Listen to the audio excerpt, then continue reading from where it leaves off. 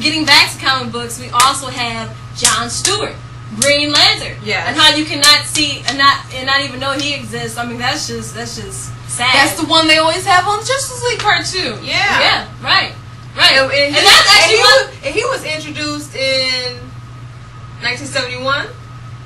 John Stewart was introduced as Green Lantern in 1971. 1971, right.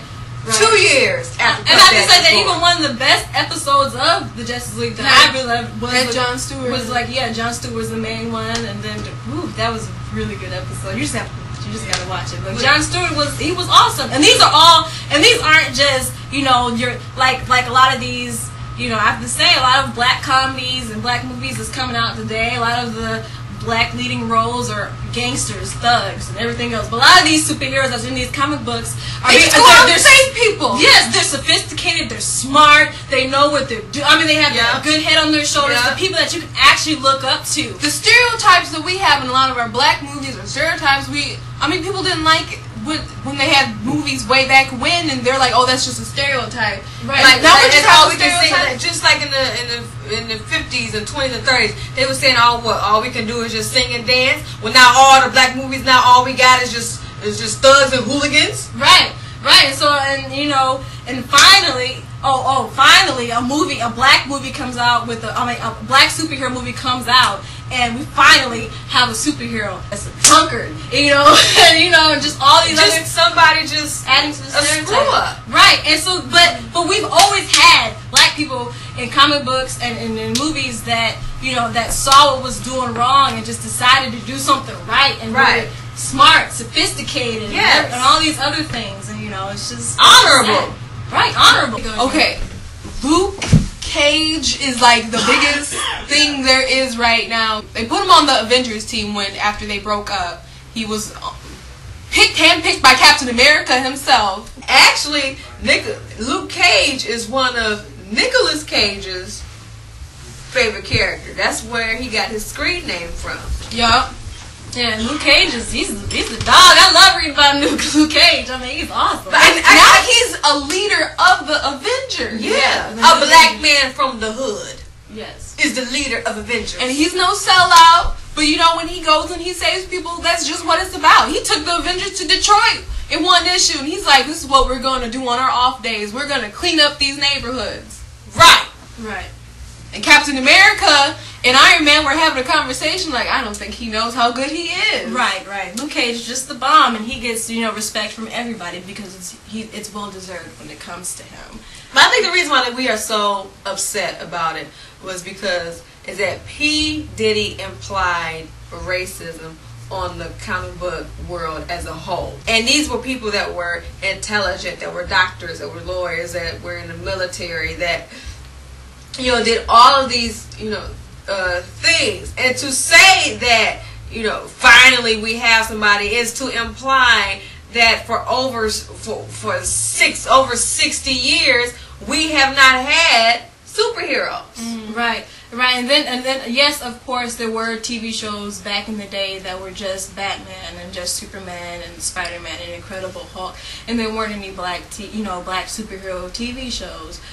But there was always things implied in these TV shows, in these episodes, and in the comic books, implying that that they were against racism. Right. Everybody was treated equal. An issue of Thor way back in the day when he had to save a black civil rights leader because he was injured and he had to fight this one supervillain so he could hurry up and get back in surgery as Donald Blake so he could save this man. Right. Because he knew how important he was to black people. Right. And so to imply that these companies are racist or it's just to diss Superman and Batman. I won't say the word. Superman is the most let's get together and be friends kind of guy. Yeah. I mean he just loves and trusts everyone sometimes more than what he should. Yeah. But he was one of the superheroes that you can always count on that could stand up. They let Black Lightning on the Justice League, and he appeared and he was racist. Okay, now what about Cyborg? Cyborg has been on the Teen Titans roster forever. He's been a leader of the Teen Titans. He's been a mentor to the Teen Titans. He appeared in the Super Friends in 1985. P. Diddy talked about going home and watching cartoons and stuff. Maybe he could have caught Cyborg on the Super Friends. It was early enough for him too. Right. Cyborg has been around for everybody for a very long time. He's a very important character. He's still on the team. He's still on the Titans, today.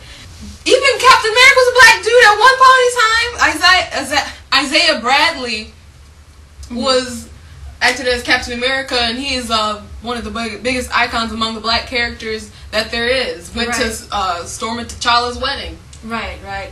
I mean, but and what year was grandson what is year? Patriot, the leader of the Young Avengers. And we also have another African American woman. We have Vixen on the Justice League, and you can also see her on the Justice League cartoon. I mean, she's bad. She is bad. But one thing that P. Diddy had said, he said he's glad that his kids can turn on the TV and watch somebody that's a superhero that looks just like them. I always watch black superheroes. Maybe I don't understand that comment. Maybe he just hasn't turned on the WB or Cartoon Network, whatever these shows were. Maybe his children didn't see Static Shock, didn't see the Justice League, didn't see these cartoon X-Men that had black people on there. Legions of superheroes. There are and have always been black people on cartoons, at least for the past 20, 25 years. Yeah. So, it's just sort of to say that finally his kids can see something. I mean, that's not ignorant statement. Yes, it is. It's misinformed. It's a misinformed statement. Uneducated. And some other superheroes, Frozone. For one of the biggest Pixar films that there was, Incredibles. Yes. Another Samuel Jackson! And then Matrix, Morpheus, the Oracle. Yeah. Right. And then we also have the Falcon, who was what?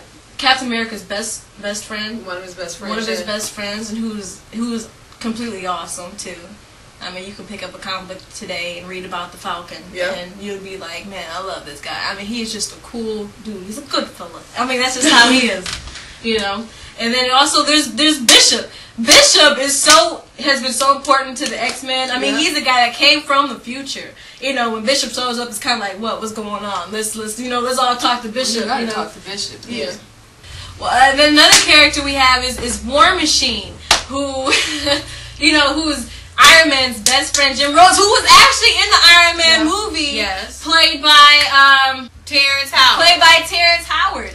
I wanted him to get that Iron Man suit so bad. At one point, it almost looked like he was going to do it. He was like, should I? Maybe next time. We're like, oh man! But War Machine is the dog. War Machine is the bomb. Seriously, he is. I mean, he just does not play. He's just a good guy. Like, Iron Man said, this is why he's my best friend, because my money and whatever doesn't affect him at all. He's just a normal. He's a normal good guy. He's a general. He knows what knows what needs to be said and when to say it. Like a young Colin Powell. Yeah, I said it. Now, black kids all over the world don't have to feel the way that I felt when I was a kid coming up. Feel less than, because now we have a black superhero. I never felt like that.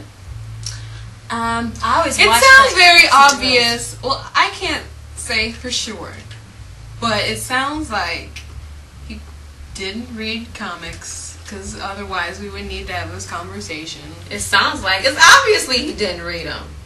It's obviously he didn't read them, or wasn't too faithful to watching cartoons, like he said. But I think people just need to be careful about making statements, broad statements like that, without being informed. Yeah, right. You just because you just end up sounding ignorant, like an idiot, misinformed, ill-informed, uneducated. That is true. You have to, just before you just go out there and say something, really think about what you're going to say, because and then you just I think one thing about it, which is such a shame, is that P. Diddy himself is coming off looking a little racist. Well, we just want to end it by saying, we didn't come on here to diss P. Diddy. We just came on here to to enlighten him, I guess what you can say. to say the truth and you know to say that he was wrong.